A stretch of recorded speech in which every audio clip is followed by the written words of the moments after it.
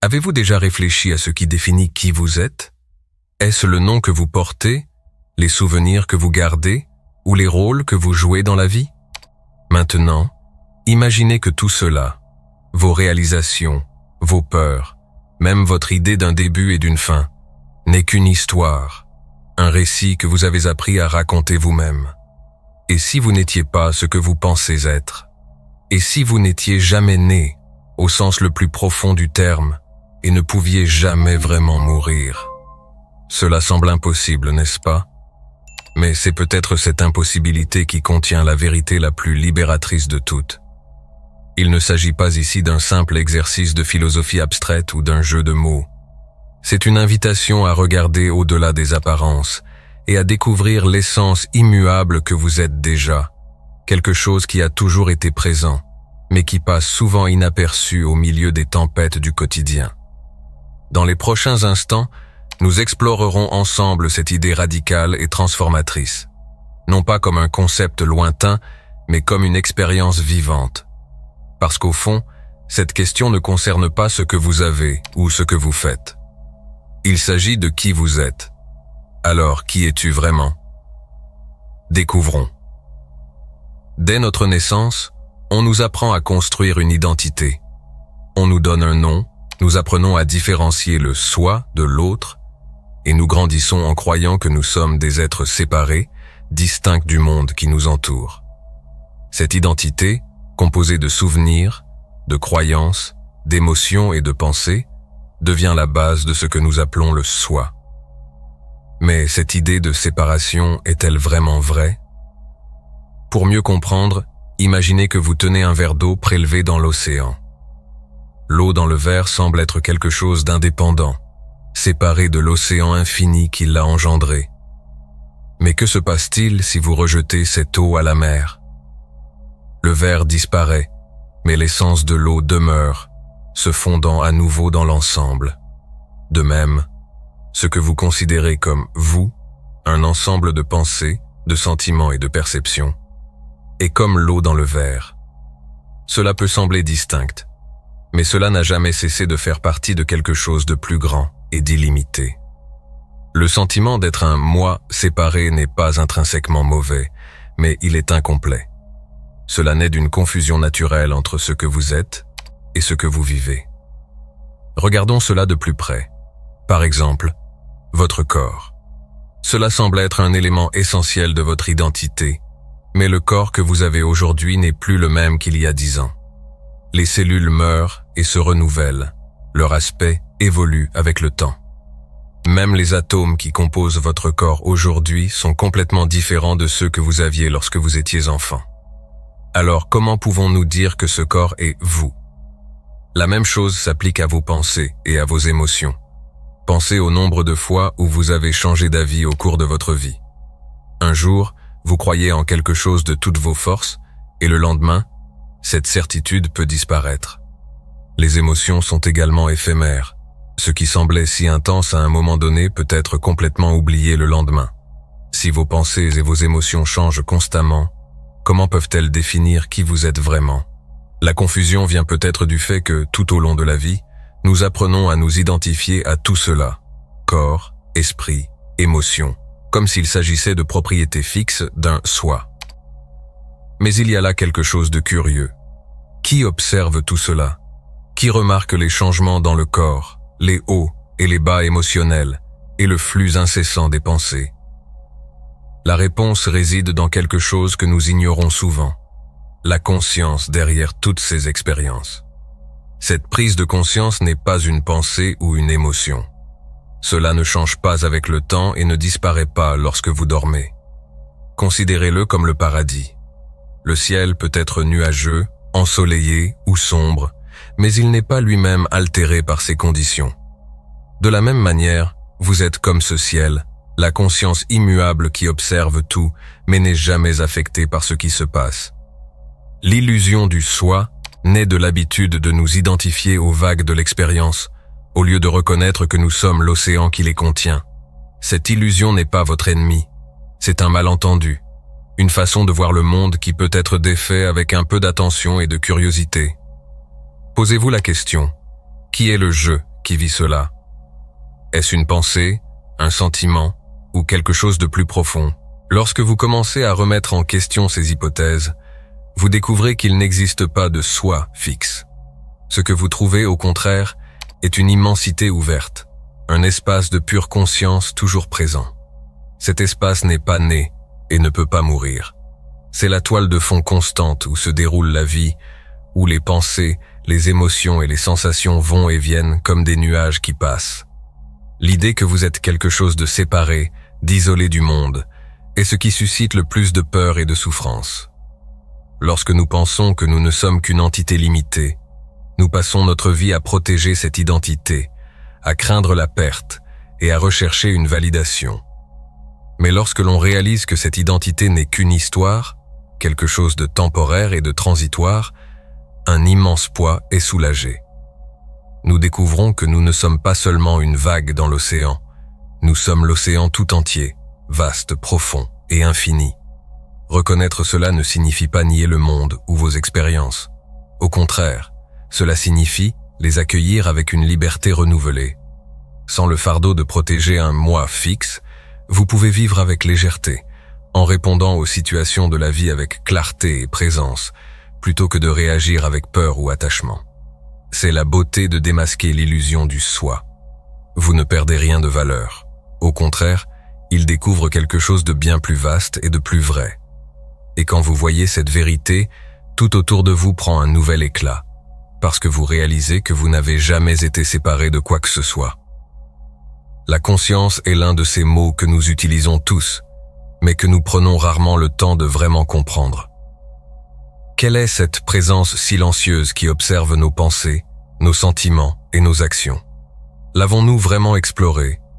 Ou sommes-nous tellement absorbés par nos expériences que nous ne réalisons jamais l'immensité de qui nous sommes? Imaginez que vous regardez un film. On se perd dans l'histoire, ému par les personnages, les rebondissements et les fins. Mais derrière tout cela, il y a quelque chose qu'on remarque rarement. L'écran sur lequel le film est projeté. L'écran n'est jamais modifié par l'action qui y apparaît. Elle est là, constante, au fil des scènes. La conscience est comme cet écran, la toile de fond sur laquelle se déroulent toutes les expériences. Maintenant, rendons cela plus personnel. Fermez les yeux un instant et demandez-vous « Qui suis-je » Automatiquement, votre esprit vous proposera des réponses. Je suis une professionnelle. Je suis une mère. Je suis quelqu'un qui aime l'art. Et ainsi de suite. Mais qui ou quoi remarque ces réponses? C'est là que réside la clé. Il y a quelque chose derrière toutes ces définitions, quelque chose qui ne peut être décrit avec des mots ou capturé par des étiquettes. C'est la conscience. Pour comprendre cela plus profondément, déconstruisons l'idée de soi. Quand vous dites « je », à quoi faites-vous référence? À votre corps. Votre corps change constamment. Les cellules meurent et sont remplacées. Votre apparence se transforme avec le temps et même vos sens évoluent. Le vous d'aujourd'hui n'est physiquement plus le même qu'il y a 5 ans. Le corps à lui seul ne peut donc pas être qui vous êtes. Qu'en est-il de l'esprit? L'esprit est un flux continu de pensées et d'émotions. Une pensée apparaît, reste un moment et disparaît pour être remplacée par une autre. Les émotions suivent le même schéma. Un jour vous êtes heureux, le lendemain, vous pouvez être mélancolique. Si les pensées et les émotions changent constamment, comment pourraient-elles constituer votre véritable identité? Si vous n'êtes ni votre corps ni votre esprit, que reste-t-il? Ce qui reste, c'est la conscience, cette présence qui regarde tout cela se produire. Il est là quand on ressent du bonheur, et il reste quand la tristesse apparaît. C'est elle qui est consciente de ses pensées, mais qui n'est pas affectée par celles-ci. Pensez-y de manière pratique. Si vous pouvez observer quelque chose, comme une pensée ou une émotion, alors vous ne pouvez pas être cela. Vous êtes l'observateur. Si vous vous sentez anxieux et que vous le remarquez, qui remarque cette anxiété? Il ne peut certainement pas s'agir d'anxiété en soi. Ce qui est la conscience. Utilisons une autre analogie pour approfondir cette idée. Imaginez le ciel. Pendant la journée, il peut y avoir beaucoup de nuages, certains clairs et éphémères, d'autres sombres et denses. Mais le ciel lui-même n'est jamais altéré par les nuages. Il ne s'en soucie pas et n'essaye pas de s'en débarrasser. Il est simplement là, laissant les nuages aller et venir. Voilà à quoi ressemble la conscience. Cela ne change pas avec vos pensées ou vos émotions. Il les contient simplement. Ce qui rend cette prise de conscience si puissante, c'est qu'elle change complètement notre relation à la vie. Lorsque vous réalisez que vous êtes la conscience, et non les pensées, les émotions ou même le corps, vous devenez libre. Les problèmes qui semblaient autrefois insurmontables commencent à apparaître comme des nuages qui passent. La douleur, bien que réelle, ne semble plus si définitive, car vous réalisez qu'elle ne peut pas toucher l'essence de qui vous êtes. Cela ne signifie pas que vous ignorez vos expériences ou que vous devenez indifférent à la vie. Au contraire, cela signifie que vous les vivez pleinement, sans le fardeau de vous identifier à eux. Vous ressentez de la joie, mais vous ne la considérez pas comme définissant qui vous êtes. Vous ressentez de la tristesse, mais vous ne la portez pas comme un fardeau qui définit votre existence. La conscience apporte également un profond sentiment de présence. Lorsque vous cessez de vous perdre dans vos pensées sur le passé ou le futur, vous commencez à vivre pleinement le présent. C'est dans cet état que l'on réalise que la vie n'est pas quelque chose qui arrive à soi. C'est quelque chose qui surgit en vous, dans la conscience que vous êtes. Cette découverte est libératrice, car elle ne nécessite aucun changement dans le monde extérieur. Vous n'avez pas besoin de circonstances parfaites ou d'une vie sans défis. Tout ce dont vous avez besoin est de reconnaître que vous êtes déjà la conscience immuable qui observe tout. Cette conscience ne peut pas être blessée. Elle ne vieillit pas et elle ne disparaît pas. Explorer la conscience est en réalité un retour à la maison, à l'endroit qui a toujours été là, silencieux et présent, attendant d'être redécouvert. Et ce faisant, vous réalisez que vous n'avez jamais été perdu, jamais séparé de la totalité de la vie. Vous êtes le ciel vaste et immuable, où toutes les expériences surgissent et disparaissent. Tout ce dont vous avez besoin est de vous en souvenir. La prise de conscience que nous sommes une pure conscience, et non l'ego ou les histoires que nous créons sur nous-mêmes, peut sembler un concept profond et lointain. Cependant, le véritable pouvoir de cette idée réside dans son application pratique. Comment pouvons-nous vivre cette vérité dans notre vie quotidienne? Comment pouvons-nous apporter cet épanouissement aux tâches quotidiennes, aux relations et aux défis de la vie? L'intégration de la conscience dans la vie quotidienne commence par un ajustement petit mais puissant. Reconnaître que la vie se passe en vous et non avec vous. Cela signifie que les expériences, qu'elles soient agréables ou stimulantes, surviennent dans la conscience que vous êtes. Lorsque vous reconnaissez cela, vous n'avez plus besoin de résister ou de vous accrocher aux situations, mais vous pouvez les suivre. Première présence dans le moment présent. L'un des plus grands avantages de vivre en conscience est la capacité d'être présent. Dans l'agitation quotidienne, l'esprit est souvent occupé par des inquiétudes concernant l'avenir ou des regrets concernant le passé. Cet état constant de faire nous déconnecte du présent, le seul moment où la vie se déroule réellement. Essayez quelque chose de simple. Lorsque vous effectuez une tâche de routine, comme faire la vaisselle ou marcher, concentrez toute votre attention sur le moment présent.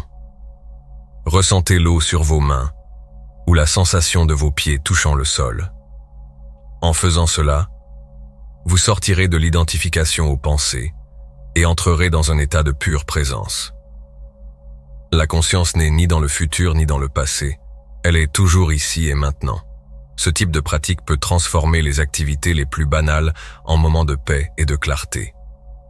La clé n'est pas ce que vous faites, mais comment vous le faites. Lorsque vous agissez avec conscience, même les tâches les plus simples deviennent une expression de votre être. 2. Relation de non-attachement. La plupart des conflits dans les relations découlent de l'attachement au soi, le besoin de protéger ou d'affirmer une identité. Avez-vous déjà remarqué à quel point une critique ou un commentaire négatif déclenche parfois une réaction défensive? Cela se produit parce que l'ego se sent menacé, comme si quelque chose dans son essence était attaqué. Mais lorsque vous reconnaissez que vous n'êtes pas l'ego, vous réalisez qu'il n'y a rien à défendre. Une critique devient simplement des mots qui surgissent dans la conscience, et non une menace pour votre identité. Cette perspective réduit non seulement les conflits, mais approfondit également les liens avec les autres. Sans le fardeau de l'ego, vous pouvez écouter avec une véritable attention et répondre avec empathie. Cela ne veut pas dire que vous devenez passif ou que vous négligez vos limites. Cela signifie plutôt que vous agissez avec clarté plutôt qu'avec réactivité. En reconnaissant que vous et l'autre êtes l'expression de la même conscience, les interactions acquièrent une nouvelle dimension de compréhension et de compassion. Troisième, relevez les défis avec clarté. Les défis de la vie sont inévitables. La perte, la déception et le changement font partie de l'expérience humaine. Cependant, lorsque vous reconnaissez que vous êtes la conscience derrière ces expériences, la façon dont vous faites face aux défis change profondément. Imaginez que vous êtes dans un conflit ou une situation difficile. L'ego réagit souvent en essayant de contrôler ou de résister à ce qui se passe, créant ainsi des tensions et des souffrances supplémentaires. Mais lorsque vous vivez en tant que conscience, vous réalisez que la souffrance n'est pas inhérente à la situation. Elle naît de l'identification à l'ego. De ce point de vue, vous pouvez aborder les défis avec acceptation et curiosité, en vous demandant « Qu'est-ce qui émerge maintenant ? Comment puis-je y répondre sans résistance ?»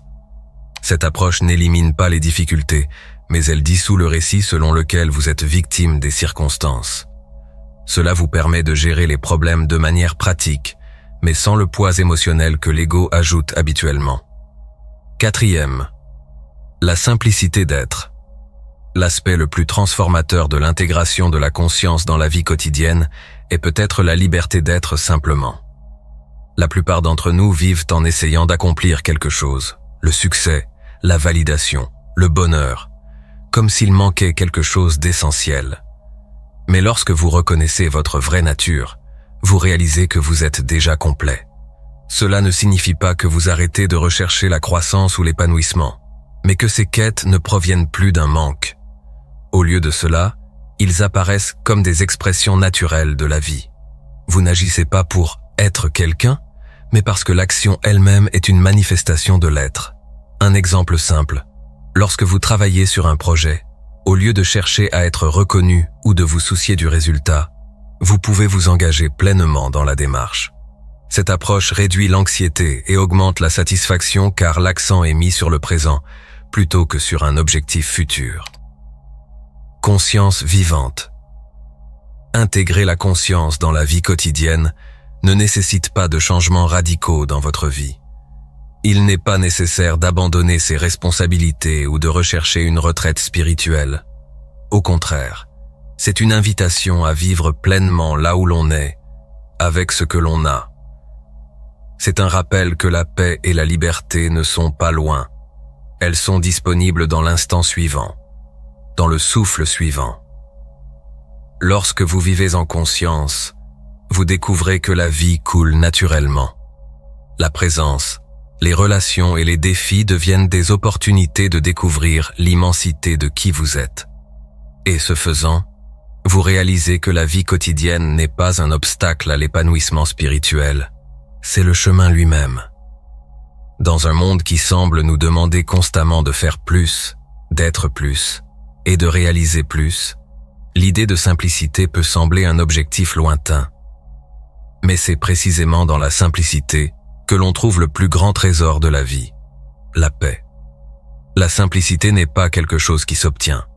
C'est l'état naturel de notre existence lorsque nous supprimons les couches de complexité créées par l'ego. La beauté de la simplicité réside dans sa capacité à révéler ce qui a toujours été là, mais que l'on ignore souvent. Il nous invite à nous arrêter, à respirer et à nous reconnecter à ce qui est essentiel. Non pas aux choses que nous possédons, aux objectifs que nous atteignons ou au rôle que nous jouons, mais à la conscience calme et constante qui a toujours été là. La simplicité d'être. Arrêtez-vous un instant et remarquez votre respiration. N'essayez pas de le contrôler, remarquez simplement comment l'air va et vient naturellement. Cet acte simple est le reflet du fonctionnement de la vie. S'écouler sans effort, sans avoir besoin d'un « je » pour la guider. Lorsque vous reconnaissez cela, vous réalisez que vous n'avez pas besoin de porter le fardeau d'être quelqu'un ou de faire vos preuves tout le temps. La vie arrive toute seule. Vivre, c'est simplement être présent dans le présent, sans se laisser entraîner par les pensées du passé ou les inquiétudes concernant l'avenir. Il ne s'agit pas de renoncer au monde ou à vos responsabilités, mais de changer votre relation avec eux. Lorsque vous vivez dans le présent, même les tâches les plus simples, comme boire un verre d'eau ou écouter le bruit du vent, prennent un sens profond. Laissez l'ego de côté. L'ego est un grand créateur de complexité. Il aime étiqueter, comparer et juger, toujours à la recherche de quelque chose qui manque ou défendant quelque chose qu'il craint de perdre. Mais lorsque vous mettez votre ego de côté, vous découvrez que bon nombre des luttes auxquelles vous faites face sont auto-infligées. La simplicité vient lorsque vous cessez de vous identifier aux pensées et aux émotions produites par l'ego et que vous réalisez qu'il ne s'agit que d'événements temporaires dans la conscience. Considérez cette métaphore. Imaginez que vous portez un lourd sac à dos rempli de pierres.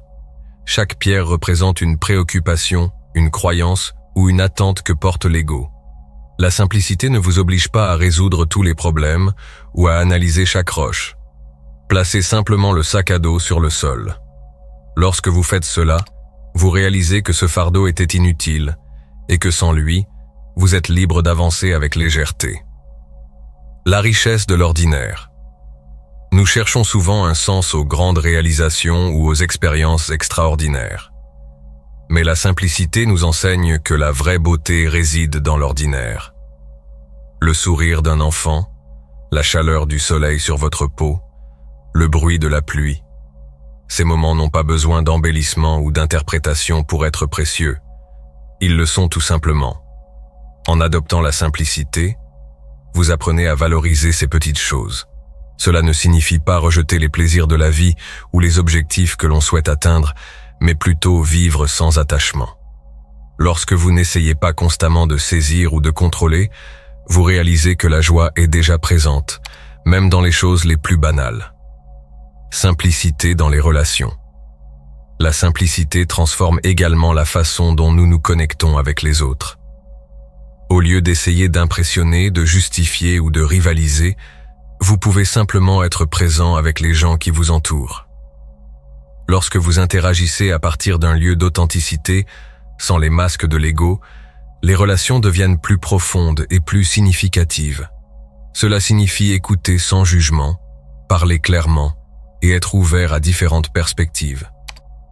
Lorsque vous reconnaissez que l'autre est aussi une expression de la même conscience que vous êtes, les barrières de séparation commencent à se dissoudre. La simplicité dans les relations ne signifie pas qu'il n'y aura jamais de conflit, mais que vous pouvez l'aborder avec compassion et compréhension. La paix de l'acceptation. La simplicité nous apprend aussi à accepter la vie telle qu'elle est. L'ego résiste souvent à la réalité, voulant que les choses soient différentes. Mais la conscience observe simplement, sans juger ni essayer de changer ce qui existe déjà. Cela ne signifie pas passivité, mais une acceptation active qui permet d'agir de manière claire et efficace. Par exemple, lorsqu'un défi survient, l'ego peut se laisser emporter par des pensées du genre « cela ne devrait pas arriver ». Mais lorsque vous vivez dans la simplicité, vous voyez le défi tel qu'il est et vous y répondez de manière pratique, sans la résistance émotionnelle que crée l'ego. La simplicité comme chemin et destin. La simplicité n'est pas seulement une pratique, c'est l'essence de qui vous êtes. Lorsque vous arrêtez de chercher à l'extérieur de vous-même et reconnaissez la paix qui existe déjà à l'intérieur, vous réalisez que la vie n'a pas besoin d'être si compliquée. Tout ce dont vous avez besoin est ici et maintenant. Alors la prochaine fois que vous vous sentirez dépassé, rappelez-vous, la simplicité est à couper le souffle. Revenez au moment présent, lâchez prise sur ce qui n'est pas essentiel et permettez-vous d'être. Parce que dans la simplicité, vous trouvez non seulement la paix, mais aussi la vérité sur qui vous êtes vraiment. Lorsque vous commencez à explorer qui vous êtes vraiment, vous réalisez que ce voyage n'a pas de fin. Contrairement à d'autres quêtes qui ont une destination claire, le chemin vers une véritable compréhension de soi ne consiste pas à arriver à un endroit, mais à découvrir que vous n'avez jamais été perdu. L'idée qu'il y a quelque chose à réaliser vient souvent de l'ego, cette partie de nous qui croit qu'il manque toujours quelque chose. Mais lorsque vous réalisez que votre vraie nature est déjà complète, le besoin de réussir disparaît. Le voyage cesse alors d'être une course et devient un processus de découverte constante. Imaginez que vous êtes dans une rivière. Le courant passe sans effort et il suffit de se laisser porter. Inutile de pagayer à contre-courant ou d'essayer de prédire où ira la rivière. Le voyage sans fin est ainsi, une invitation à vivre le présent, sans précipitation ni attente, juste avec curiosité et ouverture d'esprit. Ce voyage ne signifie pas que la vie se déroulera toujours sans heurts. Les défis, les doutes et les moments d'incertitude continueront de surgir. Mais au lieu de les considérer comme des obstacles, vous commencez à les comprendre comme des éléments naturels du flux de l'existence. Chaque instant, qu'il soit de joie ou de douleur, devient une opportunité d'approfondir votre connexion avec la conscience. La beauté de ce voyage est la liberté qu'il offre. Sans la pression de réaliser ou de contrôler, vous pouvez simplement être. Il n'y a pas de destination à atteindre, car la conscience que vous recherchez est déjà ce que vous êtes. Le voyage sans fin rappelle donc que le but n'est pas dans le futur, mais dans le présent éternel où tout se passe. Avez-vous aimé cette vidéo? Et avez-vous senti qu'elle apportait de la valeur à votre cheminement spirituel? Alors abonnez-vous à la chaîne et activez la cloche pour recevoir plus de contenu transformateur. Partagez ce message avec quelqu'un de spécial qui peut en profiter. Et si vous souhaitez soutenir notre travail et nous aider à continuer de créer du contenu qui inspire et transforme, cliquez sur le bouton « Super merci » ici ci-dessous. Votre geste de gratitude fait toute la différence et nous motive à continuer vous apportant des réflexions et des enseignements. Maintenant, choisissez la vidéo suivante et continuez votre parcours d'apprentissage. Merci d'être là et à bientôt.